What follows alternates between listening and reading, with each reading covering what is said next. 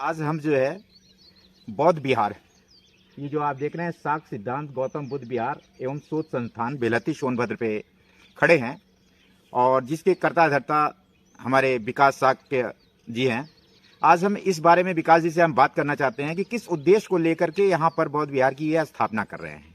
विकास जी नमस्कार। आज आप जो है इस बौद्ध विहार का जो है यूनिक पॉइंट, जो घने जंगलों के बीच और वन संपदाओं चिड़ियों की चहचहाट के बीच और नदी नाले झरने के बीच ये जो है ये आपकी एक सोच बनी, इसका मुख्य उद्देश्य क्या है आपका?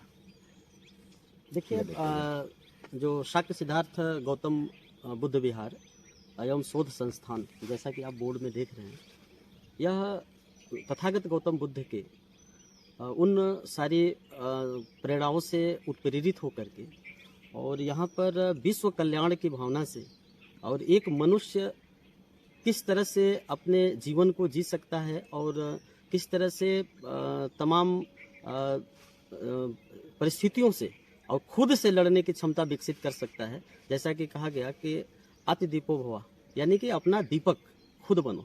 तो खुद व्यक्तित्व के निर्माण के लिए और तथागत गौतम बुद्ध के उन सभी सिद्धांतों को फॉलो करते हुए यहाँ पर एक बुद्ध विहार का निर्माण किया जा रहा है, जिसमें जो आदिवासी क्षेत्र के जो बच्चे हैं, जिनको एक शिक्षा से वंचित हैं, जो उनके फंडामेंटल राइट्स के बतौर हैं, बावजूद इसके उन अधिकारों से वंचित हैं, इन सारे लोगों को लेकर के यहाँ आप देखे होंगे कि इसके अंदर एक कंस्ट्रक्शन चल रहा है जिसमें बच्चों को निःशुल्क शिक्षा दी जाएगी।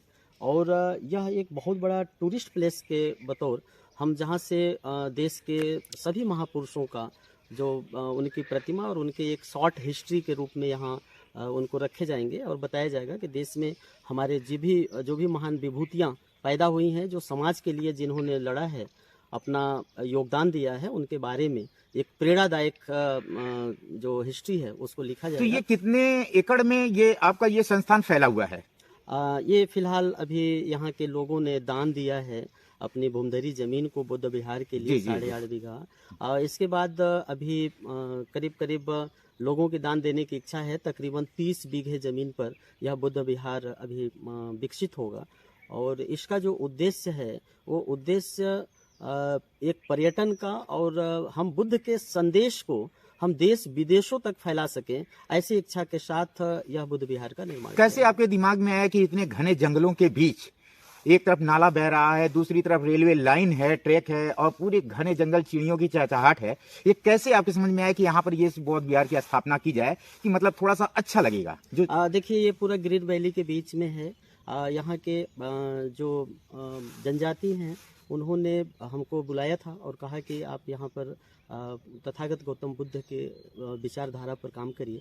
उन्होंने ज़मीनें भी दान में दी है अपनी, और यहाँ के जो कनेक्टिविटी आप देखेंगे तो यहाँ से 1.5 किलोमीटर की दूरी पर जोगीडी रेलवे स्टेशन है, जो रेनीकूट के बेहद नज़दीक है, और 6 किलोमीटर पर आपका स्टेट हाईवे है, नियरेस्ट हाथी नाला है। और आप यहाँ के जो बुद्ध विहार है, इसका मेन है कि हम देश और विदेशों तक हम इस बात को लेकर के और बुद्ध के विचारधारा को मैं फैलाऊं। और आप देखिएगा कि विश्व में अगर भारत देश को जो देवभूमि कहते हैं, रियल देवभूमि, देवताओं से नहीं बुद्ध के विचारों से है, यह मेरा देश अलग अलग तरीके से अगर आप देखेंगे, हिस्ट्री में जाएंगे तो आप पाएंगे कि अलग अलग नामों से बड़ी पवित्र धरती इस देश को मानी जाती है। यह देश की जो पवित्र धरती है वह केवल और केवल तथागत बुद्ध के उपदेश और उनके द्वारा बताए गए रास्तों पर चलने के लिए जो एक महान विचार जो आए पूरे विश्व में, वो भारत से आए, वो तथागत बुद्ध के रास्ते से आए। और अभी भी इस देश की अगर पहचान है तो बुद्ध की जन्म स्थली, बुद्ध की मिट्टी, बुद्ध के उपदेशों से इस भारत का पहचान है। आज इस जो स्थान है, इस स्थान पे अभी कितने बौद्ध धर्म के लोग जो है यहाँ पर आ चुके हैं? कहाँ से आए हैं? तकरीबन 1 साल से लगातार यहाँ पर काम चल रहा है। और ये सारनाथ से अभी कुछ बौद्ध भिक्षु आए हुए थे जो यहाँ विजिट करके गए हैं, और अभी तो कोई नहीं आया है, चूंकि काम उनके अलावा अभी कोई अन्य बौद्ध भिक्षु नहीं आए हैं। संपर्क सारे लोगों से है और अभी काम चल रहा है। और जब यह पूर्णता की ओर होगा, अभी सारनाथ के बौद्ध भिक्षु ने यहाँ थाईलैंड से तथागत गौतम बुद्ध की मूर्ति भेंट करने के लिए उन्होंने कहा है, और उसका प्रोसेस भी चल रहा है। एक उनके द्वारा अष्टधातु की 6 फीट ऊंची उपदेश देते हुए तथागत बुद्ध की मूर्ति अभी 1-1.5 महीने में आ जाएगी, और जो मंदिर का काम है वो लगभग अंतिम चरण में चल रहा है।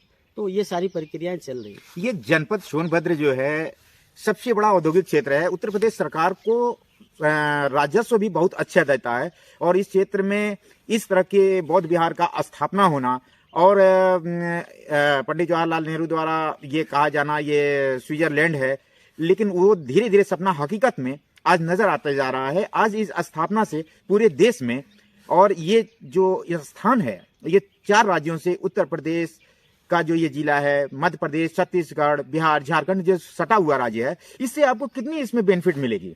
देखिए, बात बेनिफिट की नहीं है, बात मतलब ये मतलब लोगों के जुड़ाव की, एक लोगों की जुड़ाव अपने आप। देखिए, तथागत गौतम बुद्ध से विश्व की कनेक्टिविटी है। हम राज्यों की बात क्यों करें, ये हमारा देश है, और इस देश की मिट्टी से इतने महान विचारक और एक तरह से कह लीजिए कि प्रवर्तक रहे, तमाम कुरीतियों के खिलाफ उनके जो विचार हैं, उनके जो उपदेश हैं, तो यह स्टेट का ही नहीं, ये विश्व की कनेक्टिविटी के रूप में हम देखते हैं। तो इस संस्थान में आप क्या क्या मतलब इन आदिवासी क्षेत्र के बच्चों के लिए व्यवस्था कर रहे हैं? देखिए, सारे शिक्षा जो भी संभव हो सकता है वो शिक्षा की व्यवस्था होगी, और उन्हें जो सामान्य शिक्षा के साथ साथ तकनीकी शिक्षा भी उन्हें दी जाएगी, उनको रोजगार की शिक्षा दी जाएगी, और जिससे वह स्वावलंबी बने और अपने जीवन को तथागत गौतम बुद्ध के रास्ते पर ले जाए, और अपना प्रकाश खुद बने, और खुद से अपने आने वाले वक्त को एक मजबूत स्थिति पैदा करें, ऐसी सोच है। धन्यवाद विकास जी, आज आप जो है हमारे साथ जुड़े, और हम चाहते हैं कि आपका ये बौद्ध विहार पूरे देश में नहीं पूरे विश्व में नाम रोशन करे, और इस जनपद का भी नाम रोशन हो। धन्यवाद। धन्यवाद।